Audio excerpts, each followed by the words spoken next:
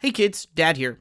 I intentionally set out to make this year a big year for me. I told myself at the beginning of January, Self, this is the year where you finally start taking this YouTube thing seriously. You're finally going to distinguish yourself enough that people will finally stop comparing you to Civi, and you'll make serious videos on serious computer games. So of course, my first real video of the year needed to be about Kiss Psycho Circus. Okay, but before we talk about the game, we have to have a talk about where it comes from. Kiss Psycho Circus, the Nightmare Child, is based on the rock band Kiss, which was formed in 1973 by band members Gene Simmons, Paul Stanley, Ace Frehley, and Peter Criss. Kiss originated in the era of glam rock, where musicians would perform on stage in bright, intricate costumes and makeup, all the while punctuating their heavy rock with disco-infused rhythms. For their part, Kiss became most notable amongst audiences for their detailed stage makeup and complex shows, which involved fake blood spitting, pyrotechnics, and a drum riser which would lift up above the stage. I'm not going to focus too much on the actual band's history here because that would be a whole video in and of itself, but to make a long story short, Kiss made albums and performed live for 50 fucking years before finally calling it quits with their final concert in 2023. And throughout all of this, Kiss Mania thrived through a variety of merchandising efforts. There have been action figures, a poorly received movie, all kinds of memorabilia, and comic books. Yeah, you heard that right. Actual comic books based on a glam rock band from the 70s. The first time Kiss appeared in a comic book, mind you, was a cameo in issue 12 of Howard the Duck in 1977. Then, they also starred in their own title, published by Marvel Comics around the same time, the first issue of which was printed with a mixture of ink and the actual blood of the band members that they themselves donated to the cause. I cannot make this shit up. But in 1997, Todd McFarlane and Image Comics teamed up with the band to create Kiss Psycho Circus, a story in which the four band members' iconic costumes and face paint actually represented four cosmic beings called the Elder, each of which commanded one of the four elements. There was the Demon, the Starbearer, the Beast King, and the Celestial. And these Elder beings all had human avatars attached to them. So while we did get to see the Elders in action, the comic primarily followed the humans who were imbued with their strengths. The Psycho Circus itself was a concept dreamed up by Gene Simmons and Todd McFarlane while Kiss was working on their 1998 album of the same name. The comic would run for 31 issues, from 1997 to 2000, and would result in a ton of marketing, including action figures, the McFarlane specialty. It was around 1998 where they decided that they wanted to further capitalize on the album and the comic by licensing a computer game tie-in. Enter Mike Wilson. Mike Wilson is a biz guy, a hype man, a marketing machine in the PC gaming scene who had worked at both id Software and Ion Storm before founding his own publishing company, Gathering of Developers, aka God Games. Now, I could stop right here and dive deep into the crazy details surrounding the creation of God Games and Mike Wilson, but as it turns out, I'm actually actively working on another video dealing with this exact subject. So for now, we're gonna kind of gloss over some of the details just a little bit and jauntily skip down to the good stuff.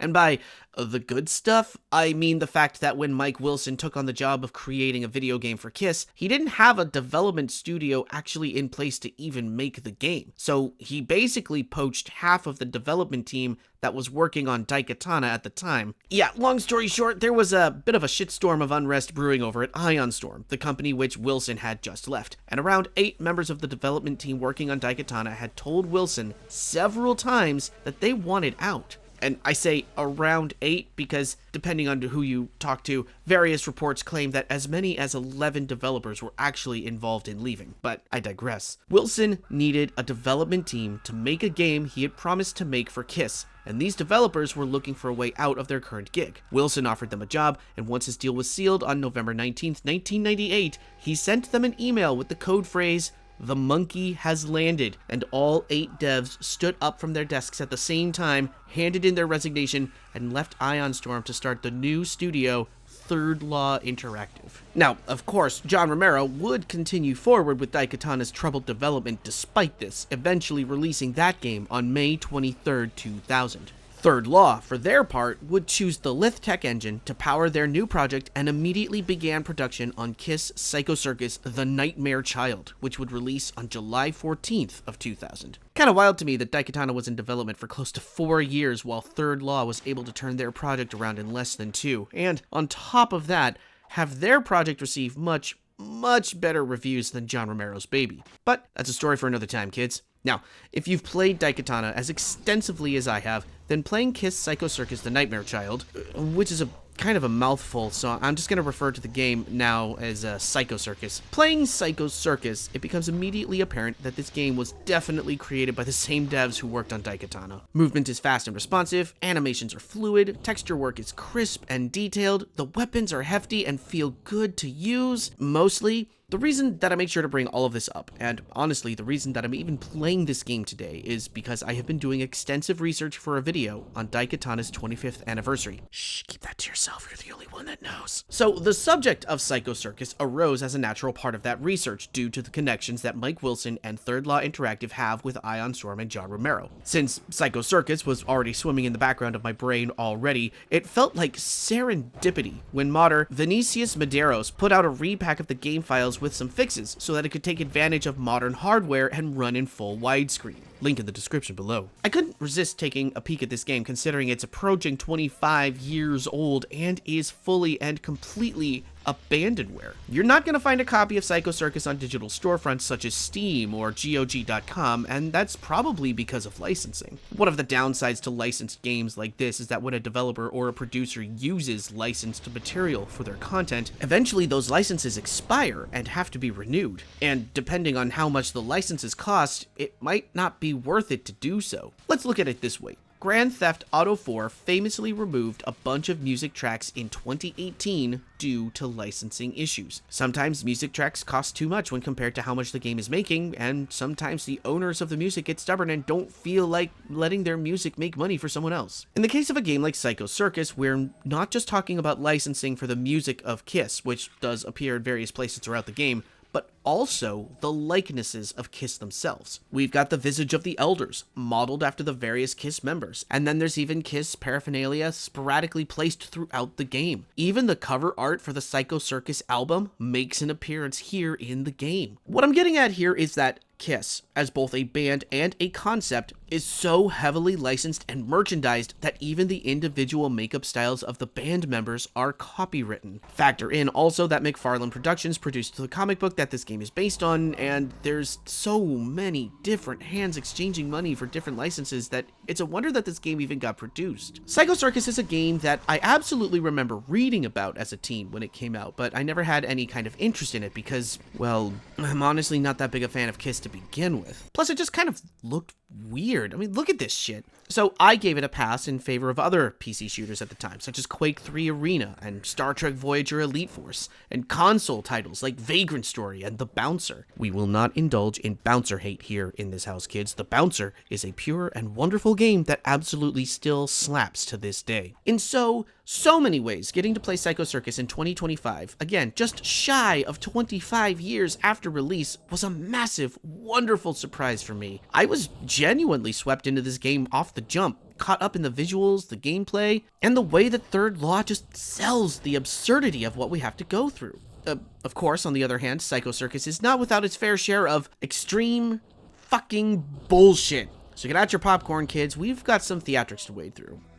This has to be one of the wildest story-based games that never actually takes the time to explain its story. If you kids, like me, don't have access to the game's manual when you boot this up, you're gonna be completely and thoroughly lost as to anything that's going on from the outset, which is a goddamn shame because there are some truly wild aspects here that you're gonna be missing out on. So let me sum up the story real quick for you. Sometime after the events of the comic books, and I'm assuming this game takes place after the events of the comics because of certain characters that appear, but we'll get there in a second, the Four Who Are One, aka the Kiss Elders, defeated a being called the Nightmare King in a vicious transdimensional battle for the well-being of our universe. The Elders' victory was cut short, however, because the Nightmare King basically activated a trap card which separated the Elder from their human hosts, trapping the Elder in another dimension while corrupting their former hosts. The Nightmare King used the last of his energy to create an eldritch fetus, which began absorbing energy from the corrupted chaos that the four realms are now submerged in, and unless the Elder can find new hosts, the Nightmare Child will be born and get all Gozer the Gozerian on us. Meanwhile, Madame Raven, the fortune teller of the Psycho Circus and the only person able to commune directly with the Elder, essentially hijacks a rock band on tour and conscripts them into becoming the new hosts of the Elder without telling them. The band, called Wicked Jester, a sly wink and a nod to Gene Simmons' original band, Wicked Lester, show up at a roadhouse expecting to play a gig, only to find the place completely empty except for Madame Raven. She then offers them carnival tickets, and when they accept the tickets without thinking about it, suddenly each member is thrown into one of the 4 separate realms that the Elders used to preside over, slowly collecting the artifacts and armor of their respective Elders in order to reclaim the power of the 4 and defeat the Nightmare Child. Which is kind of a neat introduction to the game and actually makes things make a little bit of sense, but you would only know any of this if you read the manual. If you just start up the game, you're given a choice of the 4 characters and their Elder representatives, and once you choose, you get a brief intro cutscene of Madame Raven telling you to go forth and collect energy and fight the evil abominations, yada yada yada.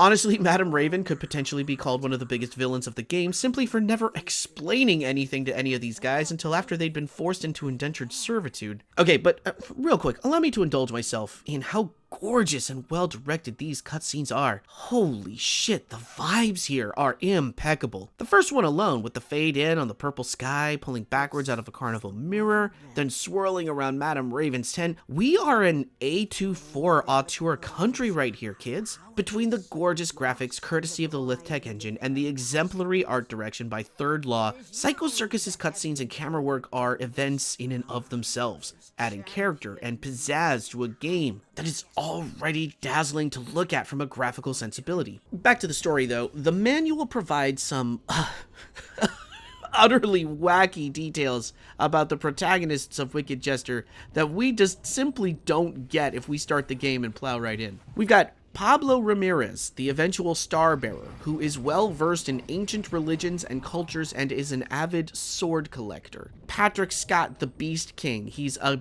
gifted puzzle solver. Andy Chang, the Celestial, is a former Yakuza operative and master of the guitar. What the actual fuck? And then there's Gabriel Gordo, the demon. He's a master of Tai Chi. These guys all somehow met each other and decided to form a rock band. Like, isn't that just a little outlandish? And it's actually probably pretty close to the story behind Led Zeppelin. Alright, so starting up the game for the first time nets us a sweet little cutscene filled with what looks like actual Todd McFarlane art. If it isn't his, then it's actually really close to that same style of extravagantly detailed cartoon art that Image Comics was known for. Selecting a new game brings you to the character selection screen, which at first I thought was simply asking me to choose which of the 4 Elder I wanted to play the game as. You know, kind of along the lines of arcade games like Ninja Turtles, X-Men, or The Simpsons. You pick your character, enjoy your unique abilities, and play through the campaign. Nope. Each character here represents one of the 4 episodes of the campaign, meaning we're gonna have to play through all of them in order to beat the whole game. But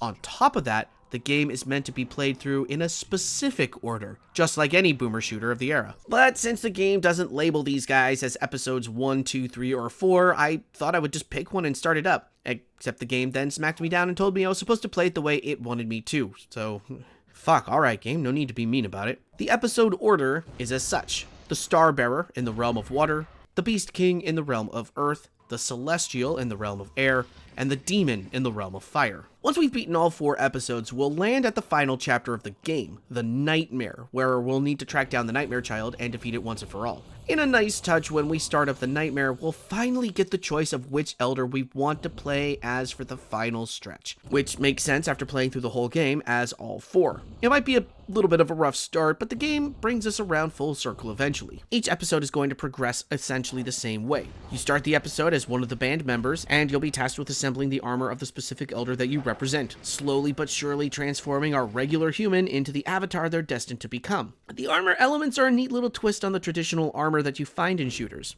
Rather than constantly collecting power-ups, each armor piece stacks towards a total defense rating, as well as upgrading some of your current stats. For example, the first piece of armor you get upgrades your measly HP value from 25 to 100, while other armor pieces will increase your jump height, speed, max ammo, and more, all while continually increasing your max health total with each piece. I really like this setup because it makes the armor collection feel like true upgrades more than just an aesthetic change. Although, that aesthetic change is a very slick visual aid to help the player see themselves become more powerful. It also helps to create a distinction between each of the avatars as you play them. It's genuinely a rewarding and fulfilling experience to watch your band members slowly evolve into the unique Kissian elder force that literally dominates the battlefield by the end of each episode.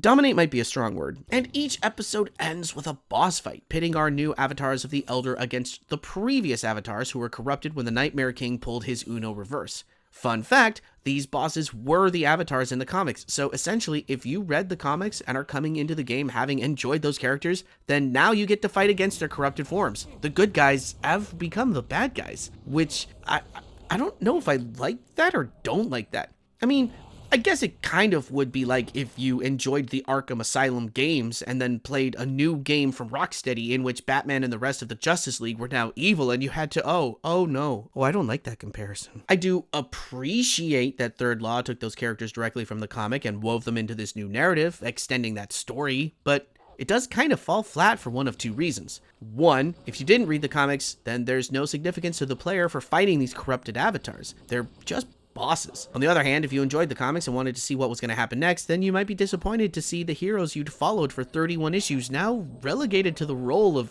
evil dudes. But then again, that might just fit the overall tone of the comic books. Who knows? I don't. I didn't read the comic books. I had to do all kinds of research to even find this out. Finally, after defeating the 4 corrupted avatars, we're given the choice of which of the Elder to send into the Nightmare Realm, which itself is a cosmic aesthetic mishmash of elements from all 4 prior realms in the game. Our goal is to hack and slash our way to the final boss, the titular Nightmare Child itself, and last long enough to perform a pro-choice action and send the abomination back down to hell where it belongs. As the game ends and Madame Raven congratulates us, we get the weirdest, wackiest, hilariously most compelling ending for a boomer shooter that I can recall. As the Kiss song, God Gave Rock and Roll to You, plays in the background, the 4 triumphant avatars wave at the throngs of Psycho Circus performers who have now been uncorrupted and are back to normal, cheering and shouting and praising us for winning the day, even though we literally just cut down actual hordes of their brothers and sisters in a bloodbath of epic proportions. Even the 4 previous avatars are here, despite the ass whooping we gave them earlier in the game. It's strange, it's surreal, it's very Kiss. And then we cut to the credits and the game is over.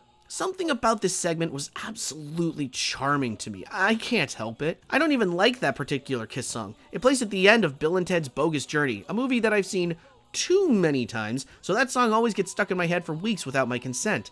And yet, here I am, typing this out, smiling unconsciously at the thought of this boneheaded ending, and it's like, it's just really neat, you know? While I will get into the bulk of the weapons in a separate section of the video, I do want to point out here that each of the avatars have their own unique melee weapon and ultimate weapon, which is a nice little touch towards a somewhat varied experience for each of the avatars. Movement and combat controls are the same across the board, so each avatar literally feels exactly the same to play. But the melee and ultimate weapons have such distinct characteristics that the personalities of the avatars come soaring through. Simple, subtle, superb game design. The 4 realms all have vibrant atmospheres, which adds to the uniquity of playing each avatar's chapter of the campaign. Each episode opens up at a dilapidated, etheric version of the roadhouse that the band was supposed to play at, then proceeds through a series of maps built around the element of the episode, before eventually ending at a section of the Psycho Circus itself, where their particular boss lies in wait. Heavy usage of color, purples, greens, blues, and reds help define the tone of the realms, alongside gentle direction around the theme of the elements. The water realm feels like it leans least into the whole elemental design aesthetic, choosing to instead navigate through fantastical urban environments designed with what feels like Renaissance inspiration. Sure, there's water to swim through here and there's a section that takes place at the docks, but there's also water in the other realms, so it kind of just feels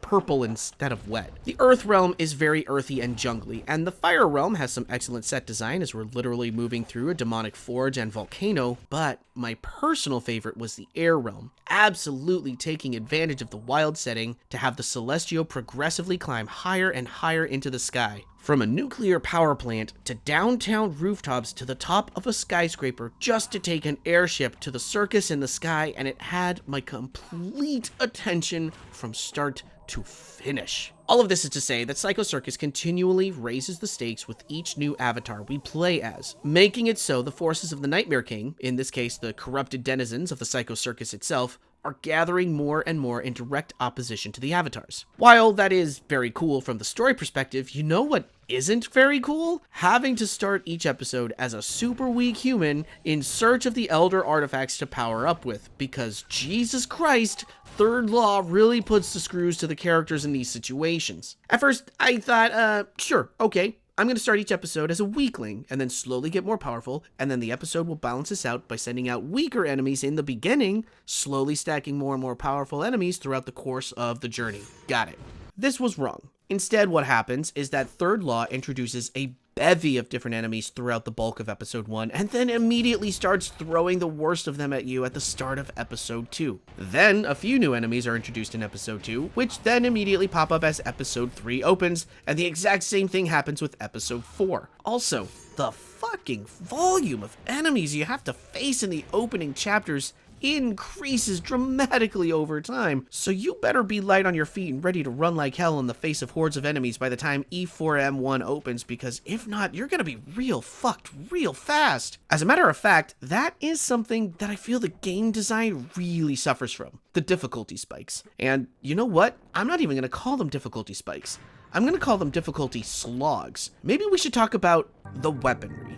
Somehow, paradoxically, all of the weapons here in Psycho Circus are incredibly fun to wield and also incredibly frustrating to work with. Outside of the unique melee and ultimate weapons for each avatar, there are 4 common weapons that all of the avatars will pick up and use in each episode of the campaign. The Zero Cannon, which is the water element weapon, the Magma Cannon, fire element, the Wind Blade, air element, and finally, the Scourge, earth element. The Zero Cannon is essentially a high-powered water cannon, which even the game admits is a bit of a joke on paper, but also mentions that in the hands of a true master, the Zero Cannon can be a formidable weapon. And frankly, yeah, it is.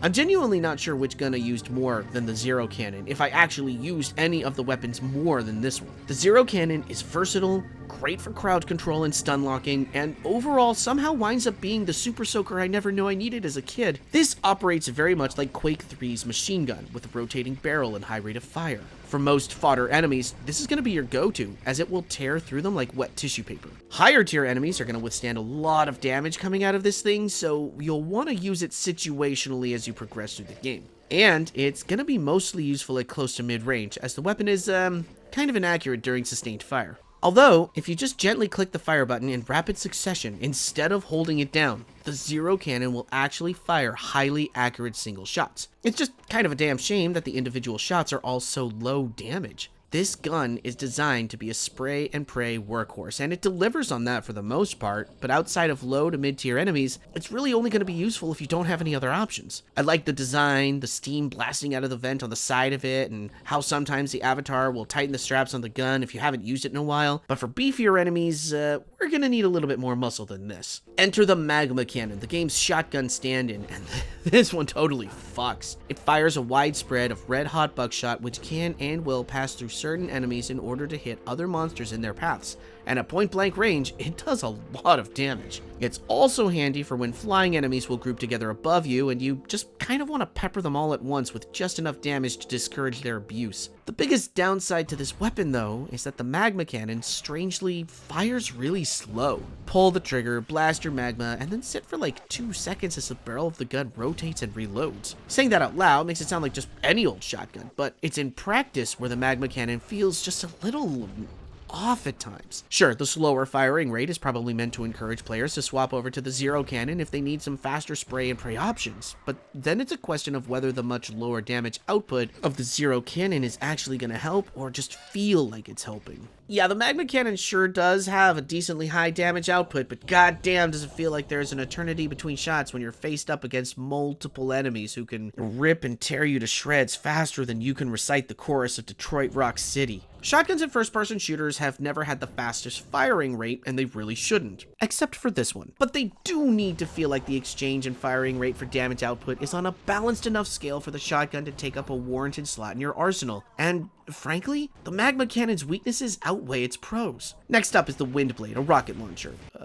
of sorts. This is the weapon that I had the most problems with, because it fires like a rocket launcher, or at least makes the sound of a rocket launcher firing, and explodes like a rocket launcher's rockets would explode. So again, on paper, this is pretty straightforward, right? Except the problem with the wind blade is that it doesn't behave like a rocket launcher. So the rockets that we fire, or wind blades, or whatever we're going to call them, don't explode on impact with surfaces. Sure, fire one of these into a wall and it'll blow up real good, but if you're aiming at a floor or a ceiling or anything that isn't a hard vertical surface, the projectile will bounce off and continue on its way until it meets either an enemy or a wall, which made for some tense encounters with multiple enemies that ought to be reduced to a simple situation of rockets make meat sauce, instead turned into a flurry of precision aiming attempts in order for the rockets to hit their targets and actually do some damage. And even when the projectiles do hit their intended targets, the resulting explosion doesn't really have enough heft in the splash damage department to help with crowd control. Sure, the blast radius can and will kill your character in 1 or 2 hits, but fodder enemies like the headless and the stumps,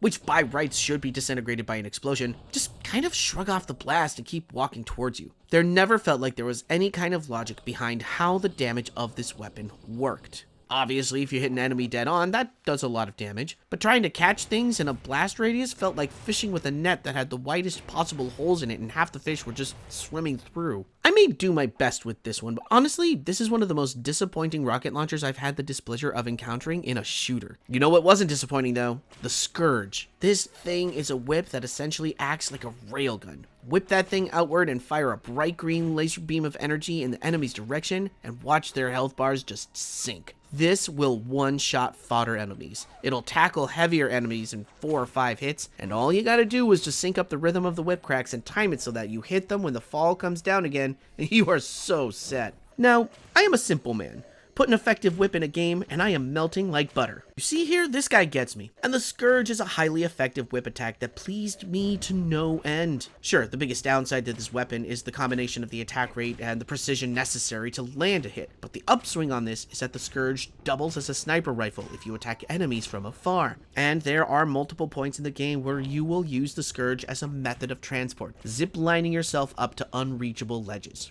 Overall, while a little strange, a little odd, and at times weirdly ineffective, the arsenal in Circus does the trick well enough to be just on this side of satisfying. In a lot of ways, the combat feel here reminds me of Painkiller, a game which I notoriously have issues with and never felt any kind of satisfaction from the weaponry. Circus's guns all have quirks, if you will, all of which fall into the circus-style fantasy world that we find ourselves in, but this is ultimately a shooter at its core, and we should feel good about the shooting that we're doing. There were times that I felt really good about the guns and how they assisted me, but most of the time, I felt like I was working around the arsenal's weaknesses rather than working with their strengths. And this feeling, unfortunately, extends towards the unique weapons that each avatar gets to use as well. Playing as the Star Bearer first, you get accustomed quickly to his decently powerful short sword, and it spoils the player a bit, because in this initial experience, you'll be led to believe that this is the baseline damage output for melee attacks. It really isn't.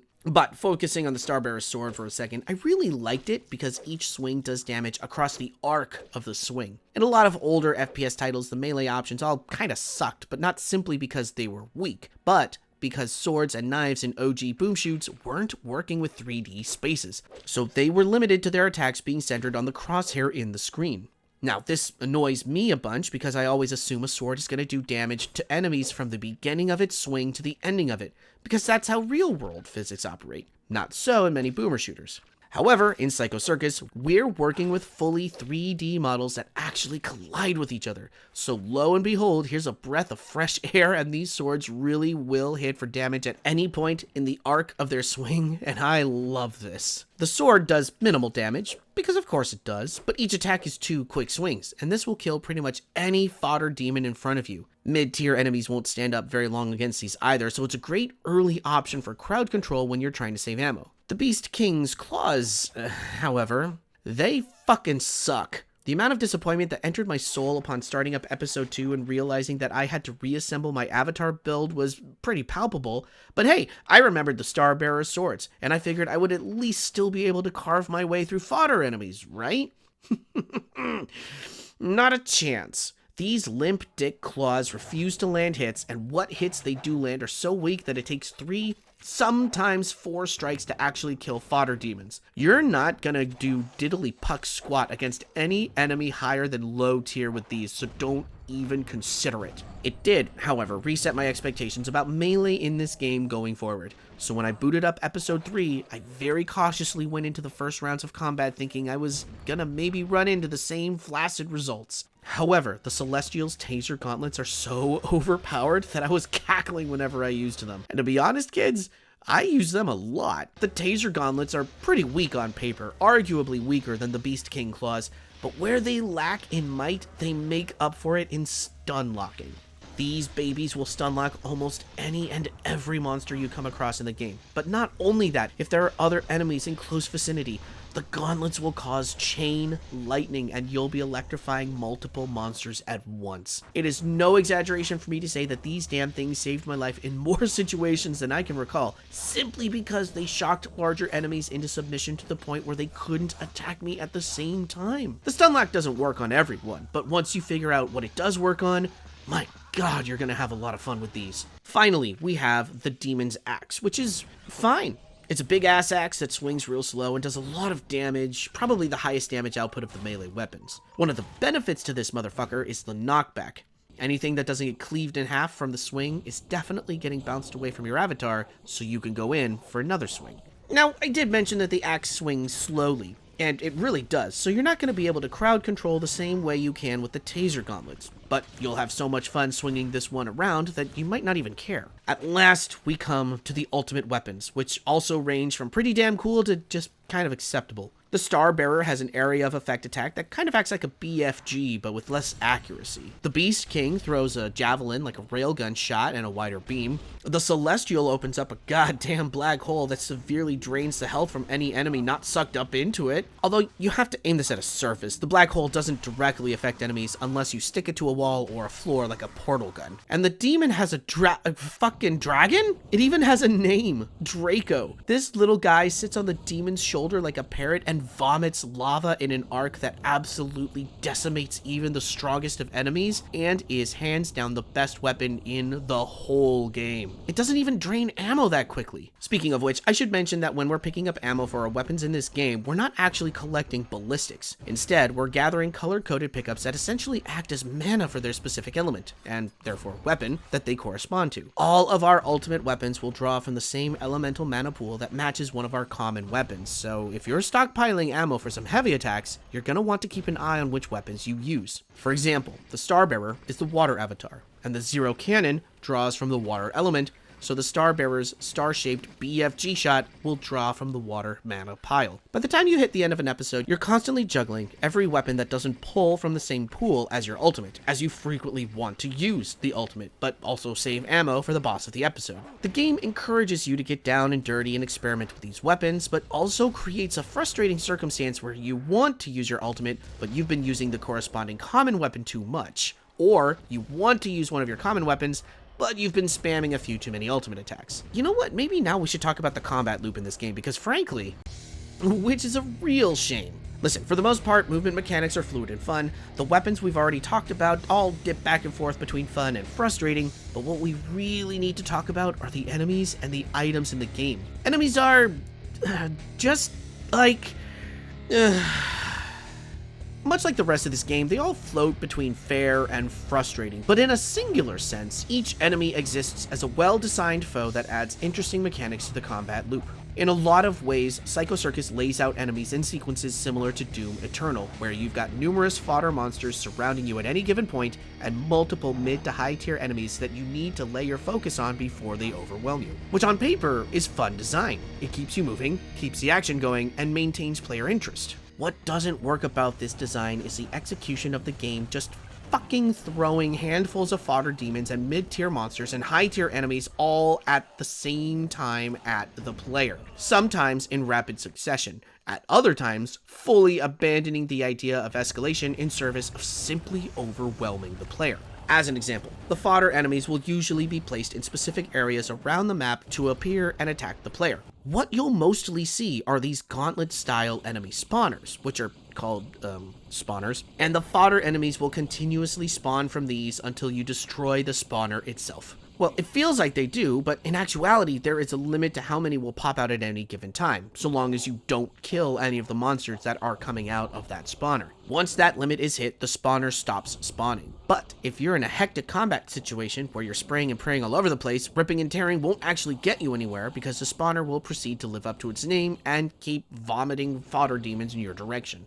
Fortunately for me, I've been playing a variety of different Gauntlet games with the Ranger crew recently, so the moment I saw these in Psycho Circus, I immediately understood the context and knew how to deal with these. Destroy the spawner, then clear the room. But sometimes you'll be faced with multiple spawners in an area, flooding your surroundings with headless and stumps. And if you're unaware of the spawner location, you'll just waste so much ammo in an attempt to clear the path ahead of you until you realize a spawner exists and you need to destroy it. But wasting ammo is going to be the least of your concerns in these situations, as there will no doubt be heavier enemies around to add fuel to the frustrating fire. And even worse, as you get deeper into the game, the spawners will not only create and release fodder enemies, but mid-tier enemies, and even high-tier enemies as well. The number of deeply aggravating moments that exist in this game simply because the designers decided to say, fuck it, let's drop 3 spawners and 5 heavy enemies and 4 flying enemies in this room, made me want to rip and tear my fucking keyboard out of my PC tower and throw it across the room.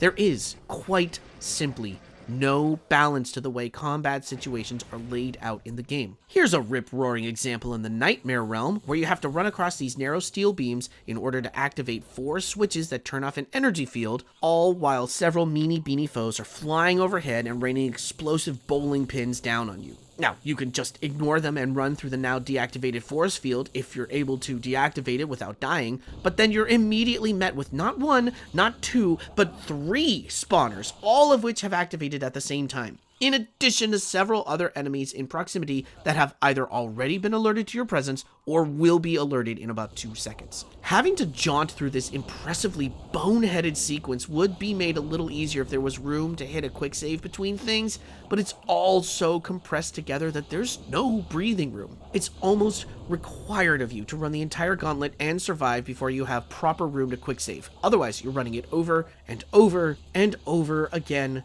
just like I did. Enemies are really fun in design, however, and one thing Psycho Circus does that I wish more games did was give each first encounter with a new enemy a proper introduction. We'll get a swift cutscene showing us what the new enemy looks like, as well as a title showing off the enemy's name, and then we're back to the battle. Easy peasy, no muss, no fuss. While this method will probably only work in certain shooters, the comic flair here absolutely fits the aesthetic that Psycho Circus is going for, and created a bit more familiarity with enemies that I don't ever really feel like I have in most games. But while the designs here are gleefully outlandish and grotesque, especially the fat lady who rips living globs of fat from her body and throws them at you, there's specific abilities and their resilience in the face of my weapons, plus the plethora of monsters dumped into a level, all collide in a harsh slug where I found myself quick saving and quick loading and even save scumming far more often than I wanted to. For example, Blade Masters and Unipsychos have projectiles that will attempt to home in on the player even if you back around a corner to get out of the way. Place 2 or 3 of those in a room alongside multiple stumps, the little dog-like dinosaurs that belch fireballs at you, and maybe an Arachna clown whose lightning bolts instantaneously zip across the stage just like Shambler attacks, and suddenly you found yourself in a brutal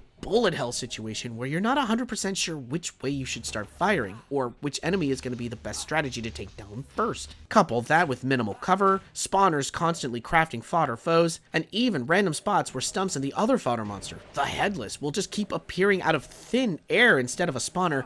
Psycho Circus seems less concerned with setting up a fun zone for combat and more of a fuck zone. I was especially pissed off by flying enemies like the Tickler and the Meanie Beanie, which I just mentioned. Ticklers are like cacodemons on crack, floating and barking and body slamming you when you get close, but they have an optic blast which can hit you from almost anywhere in the room, and is undodgeable unless you're already behind cover when the blast happens. Meanie Beanies hover in place and are far weaker than the Ticklers, but the bowling pin bombs that they drop have merciless splash zones that linger longer than you think they do and will even pass through walls to cause damage. These guys are not fun, and not just because they're frustrating, but because they exist in a system that is already attempting to overwhelm you. So an enemy whose rules are based around flying and zipping around, whose attacks create huge balls of flame with wide area effect that will cause damage for seconds at a time, don't just add to the overwhelming factor. They enhance it, they exaggerate it, and they make this swirling miasma of death and destruction literally feel like a quick save simulator, and not in a good way. The Nightmare chapter of the game is the worst of the lot.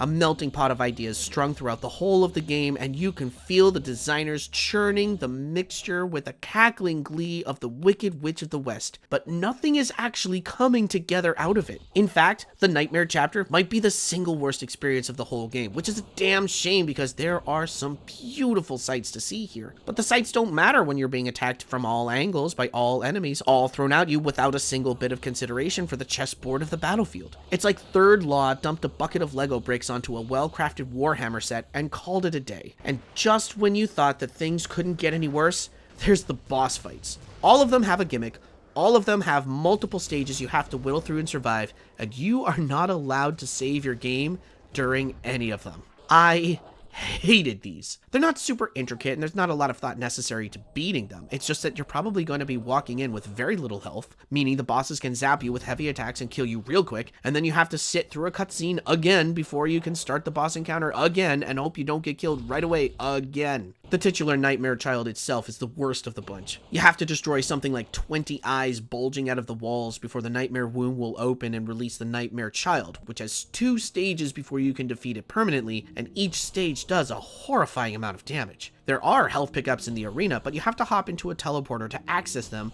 and then you have to steer yourself as you fall through the air to land on them. If you miss, you pass through the teleporter entirely, possibly popping out at a precarious position where the Nightmare Child can perforate you, and you have to start the whole thing over, popping eyeballs tediously once again just so you can face down the goddamn thing. I feel like I'm doing a lot of complaining about the game's combat, and that I'm not giving it enough credit for what it does right, which is fun exploration. The game's levels are a lot of fun to explore when you're not fighting endless monsters, but unfortunately, this is a shooter, and we need to shoot shit. Of course, shooting shit would be a lot easier if the items we picked up felt intuitive to use, but they don't, and that's a problem. When a shooter is doing its job right, it doesn't have to rely on the manual to explain literally everything to the player. But Circus uses that manual as a crutch to place some genuinely interesting ideas into the game with zero explanation, and therefore, zero fun in using them. I didn't know what the Chaos Heart did. I thought it maybe boosted my health for a short time, but what it really does is temporarily boost your damage output, but only on the shots that match the timing of the beat of the Chaos Heart in the background. Which is a neat idea in concept, but in execution, why the actual fuck would I think to time the rhythm of my shots to a beating heart? What does this game think it is, Metal Hellsinger? Meanwhile, the Rage Orb, which you would think would boost your damage output, actually gives you unlimited ammo for a short period of time, which I didn't notice because I was too busy trying to survive the incoming waves of enemies to look down at my ammo counter and see that I wasn't consuming ammo during those periods. Also, unfortunately, the HUD in this game is super tiny due to the resolution and widescreen, so I didn't really have a great view of everything I needed to keep track of. Which is another damn shame, because the game keeps track of enemy health by displaying their health bars up here in the corner. But due to how small they appear here, they were incredibly difficult to focus on. One of the downsides to older games not being designed with widescreen resolutions in mind. The pamphlets are kind of neat. You pick them up throughout the stages and they provide background information on weapons, characters, monsters, stuff like that. But I didn't really feel like this added any kind of enhancement to the game. And if I wanted to read them, I had to select them from my inventory in the middle of combat to do so. And I didn't really feel like stopping the game mid-combat to read about how cool the Zero Cannon is. The only game that works without explanation is the Jack-in-the-Box. It's an exploding item. Toss out a Jack-in-the-Box and when enemies get close, it explodes. Really glad I didn't need the manual for that. There is a tutorial in the game that you can access from the main menu, which does explain one of the most mysterious items, the Hawkeyes. Hawkeyes lets you zoom in to snipe enemies from afar, but it also fucks up your controls so you move like you're treading sewage waste, and that's not good. I didn't know how the item worked while playing the game because I didn't use the tutorial until after I beat the campaign, and even once I knew what it did, it still didn't matter because the key to zoom in wasn't bound on my keyboard. I even went through my keybinds afterwards to find the key it was telling me about, and I couldn't find it. It felt like a waste of space and time in a game already overstuffed with ideas and enemies and no singular direction on how to deal with it all. Okay, this is a game from a time when manuals were still necessary to understand how items worked in computer games, but most computer games at the time had pretty intuitive items that you could guess the workings of just from pickup and usage. Here with Psycho Circus, all the items have theatrical theming and kind of require you to read the manual in order to understand how they all work. However, we have a case of abandonware, with no readily available manual to read. Sure, I found a PDF of the Dreamcast ports manual, but even that doesn't cover everything we need to know. It goes into detail on the Chaos Heart and the Rage Orb, but information on the Hawkeyes is relegated strictly to the tutorial, which is absolutely maddening. What if you got a copy of this game aftermarket, say through eBay or through myabandonware.com, without the manual and probably skipping over the tutorial? How is a player supposed to know how these items operate? Sure, some of them get descriptions in the pamphlet pickups, but should that information be hidden away in pickups and unlockables? It's a strange choice for a strange game full of strange choices that otherwise feels competent and burly enough to stand shoulder to shoulder with some of the more well-known titles in the FPS landscape. When it comes down to it though, Psycho Circus is a strange, wonderful game. I say wonderful because look at this. Who's making AAA games that look like this anymore? The vibrancy of the colors, the detailed textures, the wacky clown aesthetics, and like, the game basically stars Kiss, you know what I mean? Imagine fucking Smashing Pumpkins getting a first-person shooter based on their Machina album. That's essentially what this game was for Kiss back in 2000. They'd been around for close to 30 years at that point, and Smashing Pumpkins have been around for close to 30 years now, and oh my god, I am so fucking old. For better and for worse, this is a game solidly put together by a team that genuinely knew what they were doing. Coming off the frustrating back of a solid year and a half's worth of work on Daikatana truly shows in the creative, outrageous, sometimes wacky game design on display here.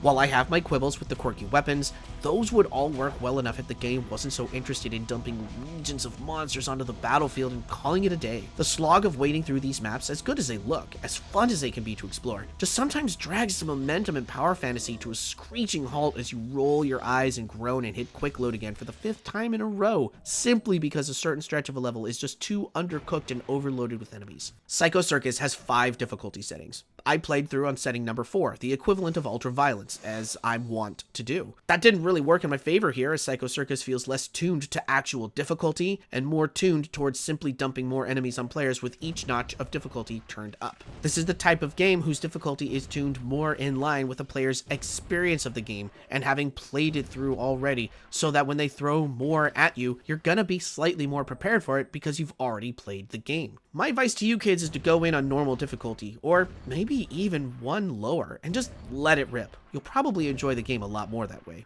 I can't fault Third Law Interactive for what they attempted to accomplish here. They were essentially pulled from the jaws of defeat at Ion Storm and thrown into an unwinnable situation. Make a computer game based on a comic book based on Kiss. And make it good. And good they did make it. Certainly good, just not great. Kiss, Psycho Circus, The Nightmare Child is a weird trip down the halls of FPS history, but honestly, in today's landscape, it still stands out simply on the premise alone. I find it oddly compelling, a game with so much character and immersion that I literally can't stop thinking about it, even though by the end I was practically begging for the game to be over. Try it out. Don't expect too much, and certainly don't ask it to be anything other than a beautifully charming oddity that cuts through the slog with just enough riz to make it a 6.5 out of 10. I like this game a lot. I may not love it, and it may not be the most high quality game, but I genuinely want to play through it again on lower difficulty just to admire the art and the map making here. If nothing else, it certainly deserves kudos for that. Well, kids, that wraps up today's lesson. Remember, like, subscribe, visit my Patreon if you're interested in helping me pay some bills while I make these videos for you to enjoy. I appreciate everything that you do for the channel here, so until next time, remember to sit up straight, brush your teeth just a little longer because you've been eating a lot of sugar lately, and most importantly, stay hydrated. We'll see you next time.